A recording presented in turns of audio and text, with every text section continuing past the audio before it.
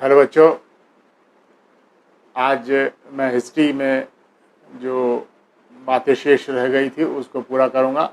यानी उत्तर वैदिक काल के संबंध में मैंने बताया था, आज उसी क्रम को हम आगे बढ़ाएंगे। और मैंने सामाजिक जीवन तक की बात की थी, अभी आर्थिक जीवन की बात करेंगे।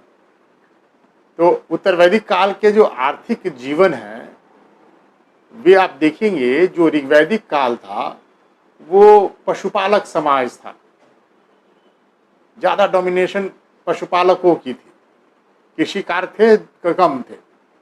लेकिन इस पीरियड तक आते आते, उत्तर वैदिक तक आते आते समाज बिल्कुल स्थिर हो चुका था।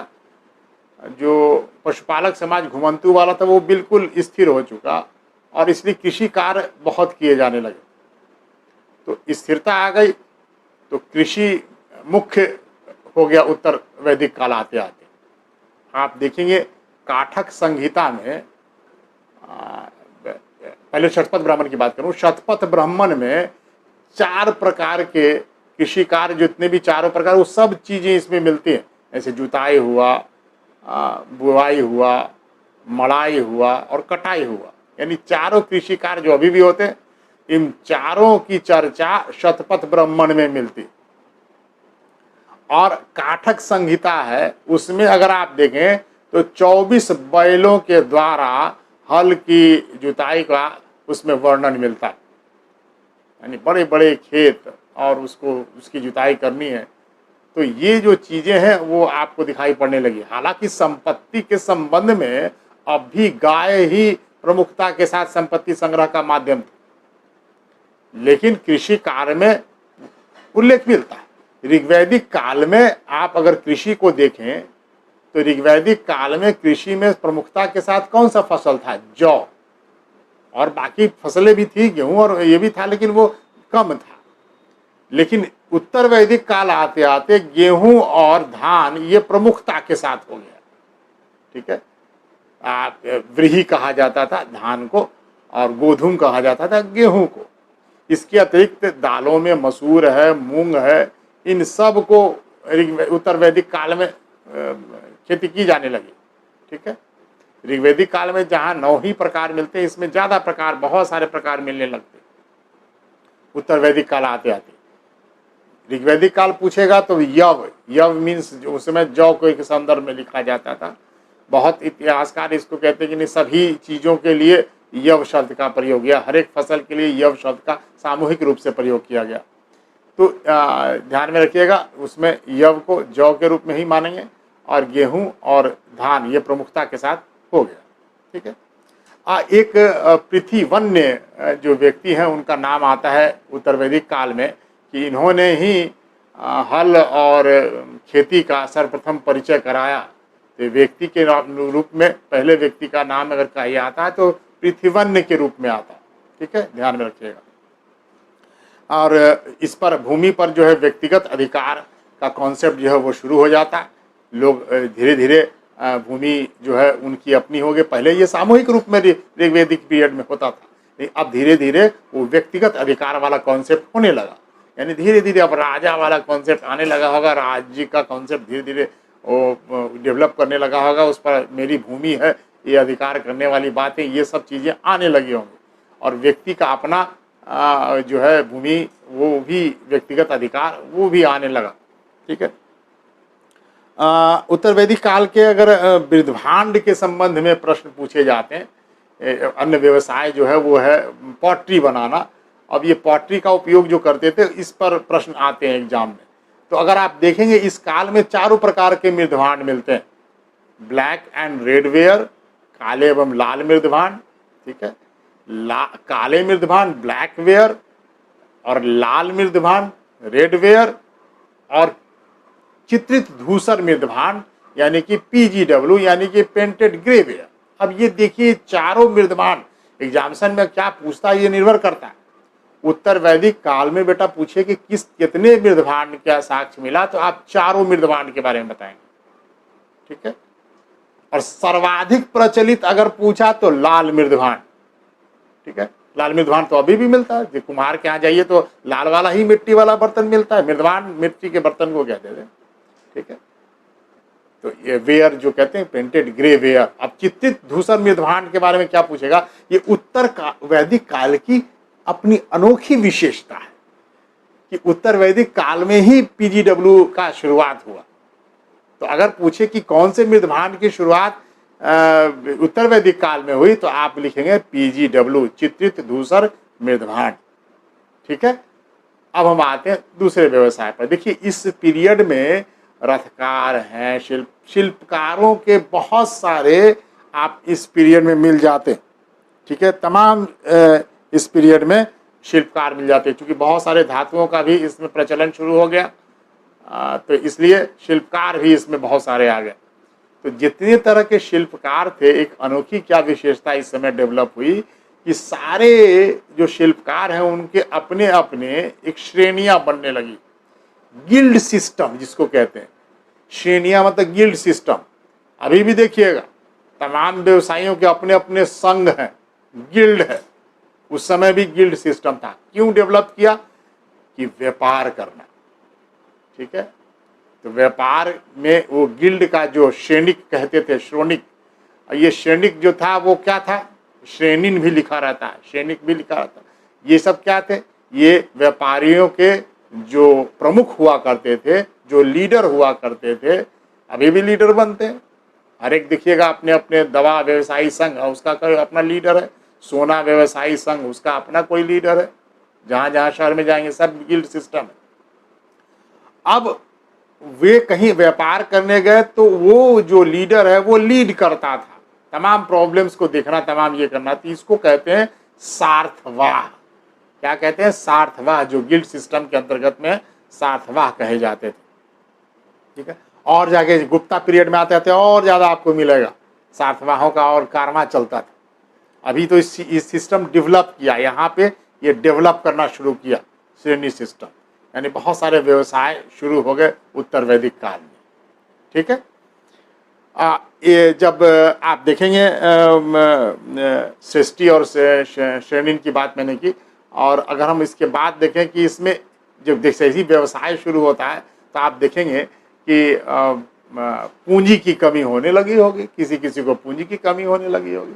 अब इस पूंजी की कमी जब होने लगी तो गिल्ड सिस्टम के तहत ये भी शुरू हुआ जो कर्ज देने का। तो कर्ज को, जो ऋण होता था, ऋण को क्या कहते थे? कुसीद।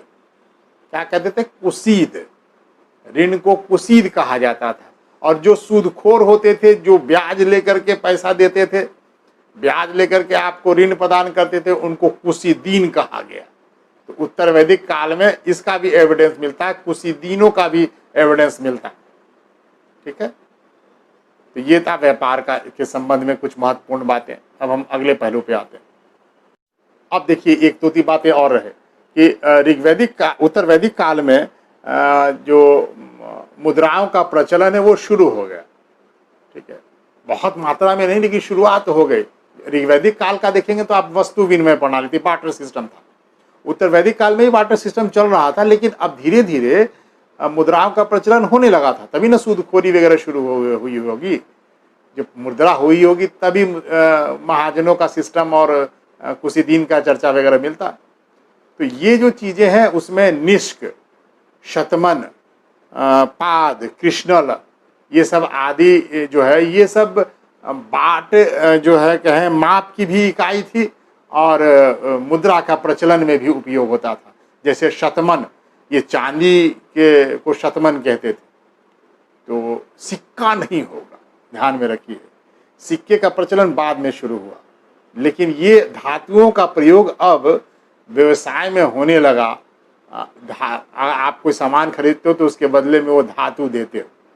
तो अब ये धातुएं जो हैं वो प्रचलन में आई, व्यापार में प्रचलन में आई। ठीक है, तो शतमन याद रखिएगा, याद पूछा जा सकता है, वो चांदी।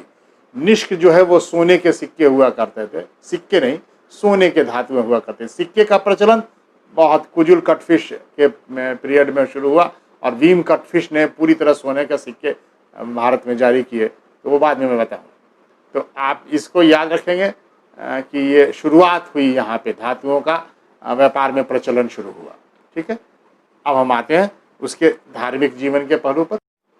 उत्तर वैदिक काल के धार्मिक स्थितियों के बारे में देखें तो ये जो समय था, ये ब्राह्मणों का प्रभाव क्षेत्र इसमें बहुत तेजी से बढ़ा।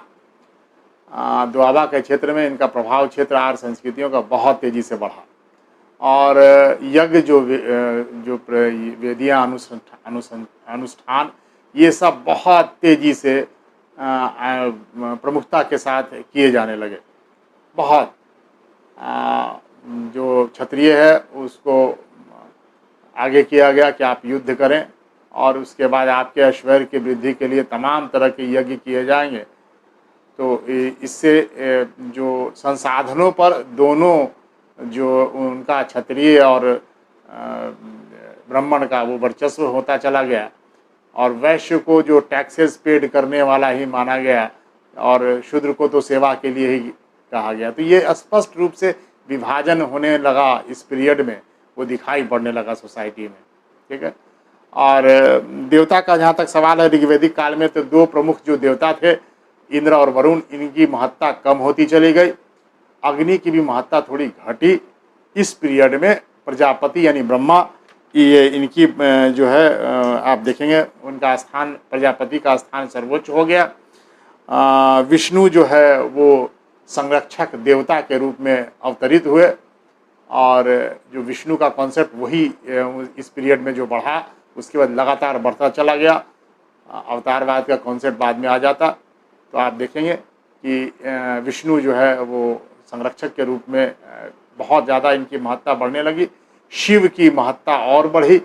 शिव भी इस काल में जो पशुओं के देवता के रूप में जो रुद्र का उल्लेख ऋग्वैदिक पीरियड में मिलता है, इस पीरियड में वो शिव में कन्वर्ट होते हैं और शिव की जो है एक महत्वपूर्ण देवता के रूप में इनकी गिनती की जाने लगी। यानी कि प्रजापति यानी ब्रह्मा और विष्णु और महेश, ये तीनों, महेश यानी शिव, ये तीनों का कॉन्सेप्ट जो है उत्तर वैदिक काल में शुरू हो गया। ठीक है। पूषण जो थे, जो चारवाहों के देवता थे, अब वो शूद्रों के देवता हो गए, शूद्र के देवता बन के रह गए और बाकी ये सब देवताओं पर शूद्रों का कोई अधिकार नहीं था। उनको बाइफर्केट कर दिया गया, बिल्कुल अलग कर दिया गया। तो धीरे धीरे शूद्रों की स्थिति नाजुक हुई और ये आप देखेंगे शूद्र और ये वैश्य जो वर्ग है, जो कृषक वर्ग है, तमाम है, इन सब वर्गों के जो देवता थे वो शिव हो गए। यानी कि यहाँ के जो जनमानस के जो देवता थे ज़्यादातर शिव की प्रधानता थी। इसलिए आज भी देखेंगे शिव का प्रचलन कितना ज़्यादा, कौन लोग करते हैं शिव का आराधना, आपको दिखाई पड़ेगा। आप इस नज़रिए से देखिएगा हिस्ट्री को तो आपको हिस्ट्री समझ में आएगी। इसलिए आप देखेंगे आर्यंस ने शिव को, देखिए मैं धार्मिक चीज़ों पर नहीं विवादास्पद बोलना चाहता, ये मेरा मंशा नहीं है, लेकिन हिस्ट्री को संदर्भ में समझने की कोशिश कीजिए। तो शिव जो हमारे हैं देवता, इसको आर्यंस ने किस रूप में प्रस्तुत किया। ये सब कबीलाई समाज के देवता थे, बहुत जनसंख्या थी कबीलाई की। इसीलिए देखिएगा साउथ में इनको ढकेला गया था। साउथ में शैव धर्म का उत्पत्ति ज़्यादा प्रचलन है, दिखाई पड़ता। ठीक है। आप हिमालयन रेंज में शिव का क्षेत्र है, हिमालयन रेंज जाइए तो शिव का क्षेत्र है। जनजातीय लोग को उधर उधर खदेड़ दिया गया। तो शिव, इनका गेटअप देखिए, जनजातीय लोगों का गेटअप जो कैसा रहता, छाल पहना, तमाम पहना, वो बहुत आपको देखने में सुंदर नहीं बनाना, उस प्रकार का देखिए बनाने की कोशिश। और बिल्कुल शिव का गेटअप देखिए आप, उन्हीं को, उनके जो अवधूत वगैरह जो परंपरा वाले हैं सब उनको मानने वाले, जो जनजातियों की परंपरा। तो आप देखेंगे शिव का जो मानने वाले लोग हैं वो अनार्य लोग हैं। तो आर्यन ने बड़ी चालाकी से गेटअप भी कैसा दिया, और विष्णु का गेटअप देखिए, तमाम का गेटअप देखिए कितना सुंदर बढ़िया दिया। ठीक। तो आप इतिहास को भी इसी संदर्भ में देखने की आवश्यकता। इसलिए देखिएगा जनशक्ति किसके पास है, शिव के पास है। इसलिए जब जब विष्णु को भी आवश्यकता पड़ी, क्योंकि ज़्यादा संख्या में तो आर्यंस आए नहीं होंगे, कम संख्या में होंगे और इसी सोसाइटी में एसिमिलेट किए होंगे। तो जब जब जनशक्ति की आवश्यकता पड़ी तब तक आराधना किसकी करनी पड़ी, शिव की करनी पड़ी। ध्यान रखिए, राम ने भी रावण को हराने के लिए, ठीक है, अनार्य था रावण, आर्य थे राम, उनको भी हराने के लिए उनको शिव की आराधना करनी पड़ी। याद करिए, ठीक है, समुद्र के किनारे शिव की शक्ति की उपासना करते हैं, शिव की उपासना करते हैं। ध्यान में रखिए, शक्ति मतलब शिव, शिव की पत्नी ही माने जाते हैं। शक्ति की आराधना करते हैं, शिव की आराधना करते हैं, आराध्य देव माने जाते हैं। विष्णु जो है, राम जो है वो विष्णु अवतार माने जाते हैं, ठीक है। अब वो आराधना करते किसकी, क्या दिखाना चाहता है लेखक, लिखना क्या चाहता है? वो लिखना ये चाहता है कि जनशक्ति, अब जनजातीय लोग देखिए, राम के साथ कितने सारे कबीलाई समाज के लोग थे, यहां तक कि पशु पक्षी को भी दिखाया गया, ठीक है। हनुमान और तमाम जो ये सब सारी जनजातियां रही होंगी, ठीक है। वो सारी भील, भालू जो जामवन दिखाते वो भील जनजाति रही होगी। ये सब जनजातियां आप देखेंगे राम के साथ हो जाती, यानी जैसे ही उन्होंने शक्ति को जीता, यानी शिव को जीता, शिव के को मानने वाले कौन लोग, सब अनार्य छोटे छोटे जनजातीय भाई लोग थे, तो वे जब साथ होते हैं तभी राम जीत पाते, ठीक है। तो ये समाज में आर और अनार के एसिमिलेशंस की बात की गई होगी बहुत जगह। इसी समय पे धर्म और अधर्म ये सब कॉन्सेप्ट आया होगा। यहाँ पे धर्म में ध्यान में रखिए, आप लोग धर्म को हिंदू धर्म से जोड़ देते हैं, वो धर्म की बात नहीं है, धर्म अधर्म वाली बात है, इसकी बात मैं बात कर रहा हूँ, ठीक है। तो ये हमारे उत्तर वैदिक काल की बात, धार्मिक वाली बातें होंगी, जिसमें आप देखेंगे मूर्ति पूजा। अब यहाँ से धीरे धीरे आपको मूर्ति पूजा का आरंभ मिला, तो शुरू हो गया। देखिए इसमें शिवलिंग और तमाम की, हालांकि शिवलिंग की पूजा और योनि की पूजा तो चली आ रही है बहुत पहले से, वो आप सिंधु घाटी सभ्यता में भी लिंग और योनि की पूजा आपको दिखाई पड़ता है। तो शिवलिंग वाली आराधना की पूजा आपको सिंधु घाटी सभ्यता से ही मिलती। उत्तर वैदिक काल के अगर धार्मिक स्थिति को देखें तो धीरे धीरे देखेंगे आप, इसमें विस्तार दिखाई पड़ता है, कई प्रकार की व्याख्याएं दिखाई पड़ती है। मैंने पहले भी बताया कि तमाम जितने उपनिषद साहित्य वगैरह सब उत्तर वैदिक काल के ही हैं, अरण्यक हो, वेदांग हो, सब इसी काल में लिखे गए। तो अगर उत्तर वैदिक काल को अगर आप देखें तो इसमें बहुदेववाद की जो परंपरा है वो आपको स्पष्ट दिखाई पड़ेगी, यानी कई देवताओं का जो उल्लेख है वो दिखाई पड़ता है। साथ ही साथ इस पीरियड में वासुदेव संप्रदाय का भी हमको दिखाई पड़ता है। खासकर उपनिषद साहित्य में आप छांदोग उपनिषद को देखें तो आपको कृष्ण का उल्लेख मिलता है। एग्जाम में पूछा जाता, कृष्ण का सर्वप्रथम उल्लेख किस में मिलता है, तो छांदोग उपनिषद होगा, ध्यान में रखिए, ठीक है। ये बहुत महत्वपूर्ण प्रश्न है। एक चीज और याद रखिए, कृष्ण की चर्चा कर रहा हूं तो बता रहा हूं, कृष्ण जो है वो विष्णु के अवतारवाद में नहीं आते। आप लोग पढ़ते होंगे, ध्यान में रखिएगा, वो अवतारवाद में कृष्ण को नहीं लाया जाता है। वो कृष्ण ही है विष्णु, कोई अवतारवाद नहीं है।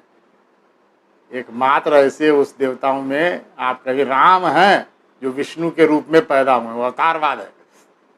लेकिन कृष्ण स्वयं विष्णु है, वो अवतार नहीं है, क्योंकि अपना वो ब्रह्म रूप, तमाम अपना जो रूप विश्व रूप दिखाते हैं, ठीक है। राम कभी नहीं दिखाते, राम एक सरल मानव के रूप में दिखाई पड़ते हैं। और विष्णु देखिए और कृष्ण को देखिएगा, वो सब चमत्कारिक चीज़ें दिखाते हैं जो ईश्वर किया करते हैं। वो सब बचपन से लेकर के और जब तक मृत्यु है तब तक वो अपना सब जगह दिखाते हैं। और महाभारत में तो पूरा विश्व रूप दिखाया अर्जुन को और पूरा गीता कह गए, ठीक है। तो ध्यान में रखिएगा, अवतार पूछ सकता है, एग्जाम में पूछा जाता, मैं भी पूछूंगा, अवतारवाद में निम्नलिखित में कौन नहीं आते हैं, और उसमें कृष्ण भी रहेगा, आप कंफ्यूज कर जाएंगे, ठीक है। तो अवतारवाद के कॉन्सेप्ट में कृष्ण नहीं आते, ठीक। अब हम आए उसके बाद इसी पीरियड में षड दर्शन। अब दर्शन का जो प्रारंभ मानते हैं वो यहीं से होता। देखिए जो फिलॉसफी के छात्र हैं वो भी इस पर ध्यान रखते हैं। षड दर्शन, 6 दर्शन, षड दर्शन मतलब 6 दर्शन, और यहाँ पे 6 दर्शनों का जो प्रादुर्भाव है वो दिखाई पड़ता है। जीएस के जो विद्यार्थी हैं, जो चाहे वो यूपीएससी के हों, बीपीएससी के हों या एसएससी के हों, उनको इससे षड दर्शन से क्या प्रश्न आएगा, तो सिर्फ मैं बताऊं, छयों दर्शन के रचयिता कौन है, बस इतने याद रखिए। उसमें क्या है, फिलॉसफी क्या है, ये बहुत बात की बातें होती है, अंदर की बातें होती, आपको यहीं तक याद रखना है। जो हिस्ट्री के छात्र हैं उनसे भी पूछूं इसके विषय पे तो उतना नहीं बता पाते, पीजी कर लिए तब भी नहीं बता पाते। आप सिर्फ याद कर लीजिए कि इसके रचयिता कौन है। आप नट सेल में जानना चाहेंगे, मैं विस्तार से बता भी सकता हूँ, लेकिन उससे फिर आप मोनोटोनस हो जाएगा। बच्चे से ही हिस्ट्री से बहुत ये रहते हैं, और मैं विस्तार दूं तो फिर मेरा देना भी व्यर्थ हो जाएगा, पढ़ेंगे ही नहीं आप। तो सांख्य जो दर्शन है उसके रचयिता कौन, 6 दर्शन को याद रखना है। सबसे महत्वपूर्ण सांख्य जो आता है एग्जाम में, उसके कपिल है रचयिता। न्याय जिसके गौतम है रचयिता, ठीक है। योग आप जानते होंगे जिनके नाम से पतंजलि योग पीठ है, यानी योग के पतंजलि। ये सब एग्जाम में बहुत पूछे जाते हैं बेटा, आप बनाएंगे सेट मिलेगा आपको। इसके बाद पूर्व मीमांसा और उत्तर मीमांसा, 2 मीमांसा साहित्य हैं। पूर्व मीमांसा के जैमिनी और उत्तर मीमांसा के बदरायन, ठीक है। और छठा है वैशेषिक जिसके रचयिता कणद या उलुक, जो मिलता है वो लिखे। कणद भी लिखा मिलता है, उलुक भी मिलता है, एक ही व्यक्ति का नाम हो तो आप कणद याद रखिए, ठीक है। तो ये 6 दर्शन हैं, 6 जो फिलोसफिकल स्कूल्स हैं भारत में, जो उत्तर वैदिक काल के पीरियड के, ये माने जाते हैं। ये एग्जाम में याद रखना है, षड दर्शन। अब छोटी छोटी बातें जो अनेक ब्राह्मण साहित्य में, उपनिषद में क्या क्या मिलती, जो एग्जामिनेशन में बहुत आता है, ये 3-4 की मैं चर्चा करूं। एग्जाम में बहुत रिपीटेड क्वेश्चंस है, जैसे पुनर्जन्म का सिद्धांत, मतलब जन्म के बाद फिर आदमी पुनर्जन्म लेते हैं, आत्मा मरती नहीं है, जो गीता वाला कॉन्सेप्ट है, वो जो चीज़ है पुनर्जन्म का सिद्धांत, ये सर्वप्रथम किस पुस्तक में मिलता है, तो वो है शतपथ ब्राह्मण। ध्यान रखना बेटा, पुनर्जन्म के सिद्धांत का सर्वप्रथम उल्लेख शतपथ ब्राह्मण में मिलता है, ठीक है, याद रहेगा। नेक्स्ट, याज्ञवल्क्य गार्गी संवाद। ये याज्ञवल्क्य ऋषि थे, ये बहुत बड़े ऋषि थे, उत्तर वैदिक काल में तमाम जनक के दरबार में भी गए थे, वहाँ भी शास्त्रार्थ वगैरह किया था। तो याज्ञवल्क्य और इनकी गार्गी, इनकी पत्नी है, ये बहुत लिटरेट व्यक्ति थी। याज्ञवल्क्य और गार्गी का संवाद भी होता। तो याज्ञवल्क्य गार्गी संवाद का उल्लेख वेदारण्यक उपनिषद में मिलता। याज्ञवल्क्य और गार्गी संवाद का उल्लेख वेदारण्यक उपनिषद साहित्य में मिलता है। ध्यान में रखिएगा, पूछा जाता है एग्जाम में कि कहाँ किस पुस्तक में मिलता है, वेदारण्यक उपनिषद, ठीक है। कृष्ण की चर्चा मैंने बताई, छांदोग्य उपनिषद। नेक्स्ट लिखिए, एग्जामिनेशन में क्या पूछा जाता है, यम और नचिकेता। यम और नचिकेता के बीच में संवाद है, कहानी है बहुत, ठीक है। अब उन पे जाऊंगा तो बहुत लंबा हो जाएगा। यम और नचिकेता की कहानी, और इसका जो उल्लेख है वो कठो उपनिषद में मिलता है। किस उपनिषद में, कठो उपनिषद, ठीक है, ध्यान में रखिएगा। और सत्यमेव जयते, ये तो बहुत एग्जाम में पूछा जाता है। सत्यमेव जयते का उल्लेख मुंडको उपनिषद में मिलता है, याद रहेगा। यम नचिकेता कठोपनिषद, सत्यमेव जयते मुंडको उपनिषद, ठीक है।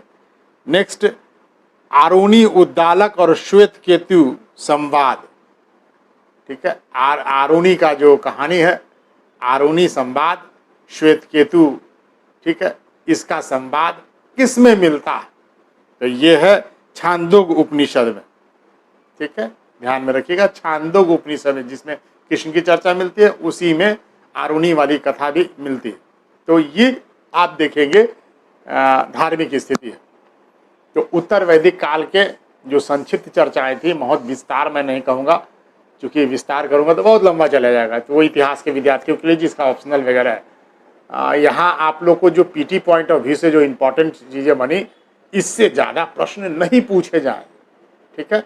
अब मैं कुछ छात्र जो पिछली बार मैंने PDF इसका नहीं दिया था, मैं इस बार सब दे रहा हूँ, आपको इसका मिल जाएगा।